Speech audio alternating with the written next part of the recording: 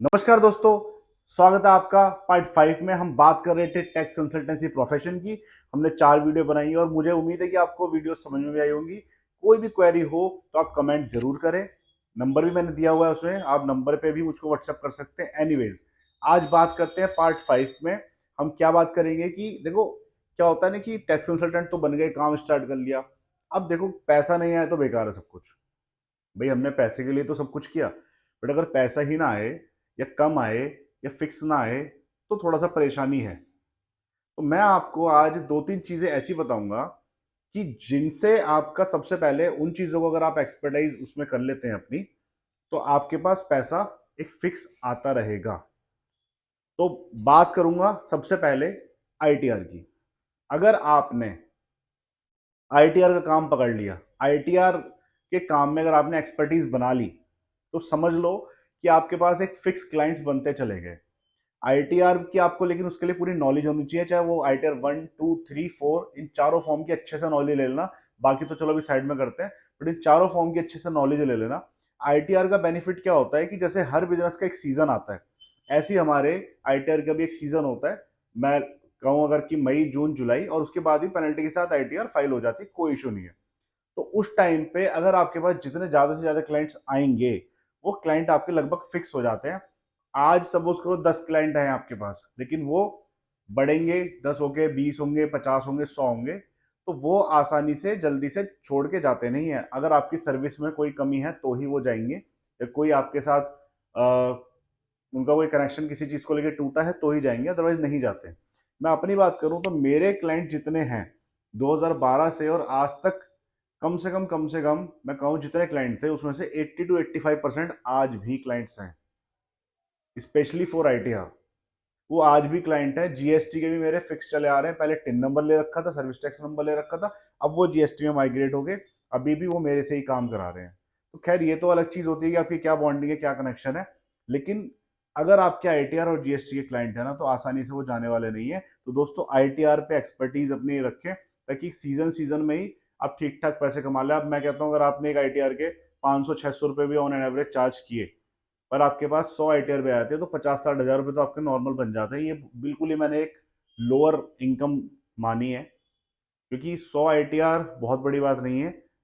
और पहले साल में नहीं आएगी, बट सेकेंड ईयर में आराम से आ सकती है। तो दोस्तों, आईटीआर के काम पे फोकस करें, उसको ढंग से नॉलेज लें। दूसरा, जीएसटी का वर्क। जीएसटी के अंदर क्या है, एक तो रजिस्ट्रेशन वाला क्लाइंट आपके पास आ जाता है। अब रजिस्ट्रेशन में आपको नॉर्मली मिनिमम 1000 रुपये चार्ज होता है, मार्केट रेट। अब 1000 रुपये कोई ले रहा है, कोई 1500 2000 भी चार्ज कर रहा है, कोई और भी ज्यादा चार्ज कर रहा है। बट मैं कहता हूँ, आप 1000 रुपये भी चार्ज करेंगे और आप दो चार जीएसटी भी महीने के करते रहेंगे ना, तो भी आपके पास एक तो 2 4 हजार रुपये तो फिक्स आ गया। उसके अलावा जो वो जीएसटी रजिस्ट्रेशन करा के क्लाइंट आता है, वो रिटर्न फाइलिंग किससे कराएगा? वो रिटर्न फाइलिंग कराने के लिए किसी बाहर से नहीं जाएगा, आपसे ही कराएगा। हाँ, अगर आपको नहीं आती तो ऑब्वियसली वो बाहर जाएगा। तो आपको रिटर्न फाइलिंग करनी आनी चाहिए। तो जीएसटी रिटर्न में अपनी एक्सपर्टीज बनाइए। जीएसटीआर 3 भी हो, जीएसटीआर 1 हो, अमेंडमेंट कुछ करना हो, किसी का सरेंडर करना हो, कोई एड्रेस चेंज करना हो, वट एवर, जीएसटी में आपकी पूरी फुल एक्सपर्टीज होनी चाहिए। Got it? तो जीएसटी के क्लाइंट बहुत बढ़िया होते हैं। मैं कहता हूँ कि अगर आपके पास 20 क्लाइंट भी है ना, और आप ऑन एन एवरेज उनसे 1000 रुपये या 800 रुपये भी चार्ज कर रहे हैं, तो महीने के आपका 18 20 हजार रुपये तो नॉर्मल वैसे ही हो जाते हैं। ठीक है, उम्मीद करता हूँ आपको मेरी बात समझ में आ रही होगी। और बाहर से भी जो भी आप क्लाइंट लेते हैं, रजिस्ट्रेशन वाले हो गए, पर रजिस्ट्रेशन के अलावा भी कोई डायरेक्ट भी कई बार कस्टमर आते हैं कि हमारे रिटर्न की किसी और से करा लेते हैं, बट हम सेटिस्फाइड नहीं है उससे। हो सकता है रेट को देख के आपके पास कोई बंदा आ जाए, हो सकता है आपसे कुछ उसने काम करवाया, उस वाले बंदे पे नहीं हुआ था, बट आपके पास वो आके करा ले, तो वो आपसे सेटिस्फाई हो गया। वो आपको वहां पे मान लो 1000 रुपये दे रहा था, यहाँ पे आपको 1200 रुपये देने को तैयार हो गया। तो जितने ज्यादा से ज्यादा क्लाइंट आप जीएसटी के ला पाए, वो जरूर लेके आए, क्योंकि आपकी एक फिक्स इनकम हो जाएगी। तीसरा और बहुत बढ़िया काम, अकाउंटिंग। अकाउंटिंग में क्या है कि अकाउंटिंग में आपको पता है कि आपको एक सॉफ्टवेयर के अंदर अच्छे से नॉलेज होनी चाहिए। जो सबसे ज्यादा यूज होता है वो टैली यूज होता है। तो टैली अगर आपको ढंग से आती है, तो आप टैली में काम करिए। और टैली में आपको जब ढंग से नॉलेज होगी, तो आप आराम से उसकी अकाउंटिंग कर पाएंगे। और पार्ट टाइम अकाउंटिंग पकड़िए। कुछ तो ऐसी पकड़ सकते हो कि क्लाइंट प्लेस पे जाके करनी है, कुछ ऐसी पकड़ सकते हो आप कि हम अपने ही प्लेस पे करेंगे। उसका थोड़ा आप कम चार्ज कर लो। तो क्लाइंट प्लेस पे कम से कम 4-5 हज़ार रुपये तो मिनिमम आप चार्ज करोगे। 5 हज़ार तो मैं कहता हूँ अगर क्लाइंट प्लेस पे जाके आप पार्ट टाइम भी करोगे, हफ्ते में 1 बार जाओगे, 2 बार जाओगे, तो महीने का 5 हज़ार रुपये बड़े प्यार से आप चार्ज कर सकते हो उससे। और अगर आप अपने ऑफिस में उसके अकाउंट्स मेंटेन कर रहे हैं, तो मैं कहता हूँ कि कम से कम 3 से 4 हज़ार रुपये बड़े प्यार से आप चार्ज करो। इससे कम तो आप कभी अकाउंटिंग के चार्ज करना ही मत। आप कोई लोग 1,000 रुपये भी चार्ज कर रहे हैं अकाउंटिंग या 1500 चार्ज कर रहे हैं, तो वो देखो भाई आपकी मर्जी है। मैं आपको एक बहुत ही मिनिमम और स्टैंडर्ड रेट्स बता रहा हूँ कि इससे कम तो आप बिल्कुल मत ही जाओ तो ज़्यादा ठीक है। प्रोफेशन की थोड़ा सा मर्यादा रखें।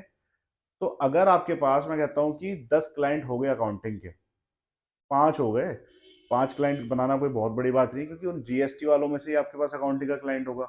और बाहर से भी कोई आपने सिर्फ अकाउंटिंग के लिए हो सकता है पकड़ रखा हो। जो अकाउंटिंग का है वो जीएसटी जनरली करा ही लेता है। तो अगर 5 अकाउंटिंग में आपके पास आ गई और 4,000 रुपये एवरेज मानो, तो 20,000 रुपये ये भी हो जाते हैं। तो अब तक अगर मैं मानूं, तो मेरी ऑन एन एवरेज महीने की इनकम 30 से 50 हज़ार रुपये बन जाती है, सिर्फ इनकम टैक्स, जीएसटी और अकाउंटिंग में। तो इन तीनों चीज पे मेन फोकस रखना मेरे दोस्त। इसके अलावा क्या कर सकते हो आप, कि 2-3 ऐसी चीजें सीख लो जो रजिस्ट्रेशन हो और आप खुद ही कर पाए। उसमें सबसे पहला फूड लाइसेंस। फूड लाइसेंस आप बड़ा इजीली सीख सकते हो, ठीक है। उसको सीखो, उसमें आराम से ऑन एन एवरेज 1,000 से 1,500 रुपये तो बहुत प्यार से बनते हैं। और जो बड़े स्टेट लाइसेंस होते हैं, सेंट्रल लाइसेंस होते हैं, उसमें तो 3-4 हज़ार रुपये भी बन जाते हैं। उसके अलावा आईसी कोड आप अप्लाई करना सीखें, उसमें भी आपकी इतनी ही लगभग कमाई है। उसके बाद आपका एमएसएमई सर्टिफिकेट। एमएसएमई का चार्ज नॉर्मली मार्केट में 500 रुपये चलता है। आप 400 भी कर लोगे, कोई दिक्कत नहीं है। लेकिन एमएसएमई लगभग आजकल हर किसी को चाहिए। बैंक में लोन के लिए चाहिए, ठीक है, किसी को करंट अकाउंट के लिए चाहिए, तो एमएसएमई की जरूरत पड़ती ही रहती है। एमएसएमई के क्लाइंट्स, जो आपके खुद के क्लाइंट है उन सबका एमएसएमई बनाओ। काम से काम निकलता है ना, बिजनेस निकलता है।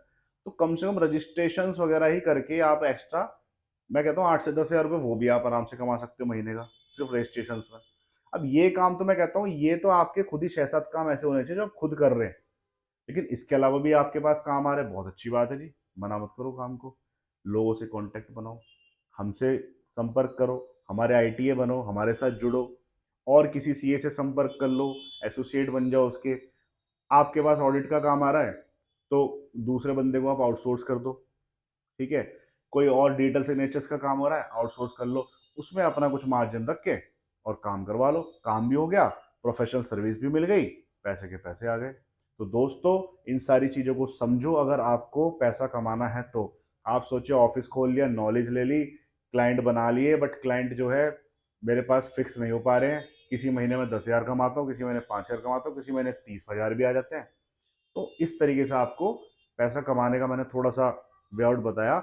लेकिन एक चीज और ध्यान रखना दोस्त, गलत काम कभी किसी क्लाइंट का मत करना। मैंने पहले ही बोला है, कभी किसी क्लाइंट का गलत काम मत करना, या कोई भी आपके पास गलत काम लेके आता है आप मत करना, साफ मना कर देना। ट्रू एंड फेयर काम करोगे, जेन्युइन काम करोगे, तो आप बहुत लॉन्ग टर्म तक काम कर पाओगे, बहुत लॉन्ग टर्म तक मार्केट में टिक पाओगे। मैं खुद जेन्युइन काम करता हूँ, ठीक से काम करता हूँ, इसलिए मुझको 12-13 साल हो गए मार्केट में टिके हुए। शायद मैं गलत काम कर रहा होता तो आपके सामने बैठ के वीडियो ना बना रहा होता। मेहनत करता हूँ, लेकिन जितना कमाता हूँ उसमें खुश हूँ। क्यों? क्योंकि अपनी मेहनत से कमाई है, मुझे किसी चीज़ की टेंशन नहीं है। तो दोस्त, मेरी इस चीज़ को हमेशा ध्यान रखना, और ये जो तरीके मैंने बताए इनको अपनाना। बाकी अगली वीडियो जो हमारी होगी वो लास्ट वीडियो होगी लगभग, क्योंकि अब सारी चीज़ें कवर हो चुकी हैं।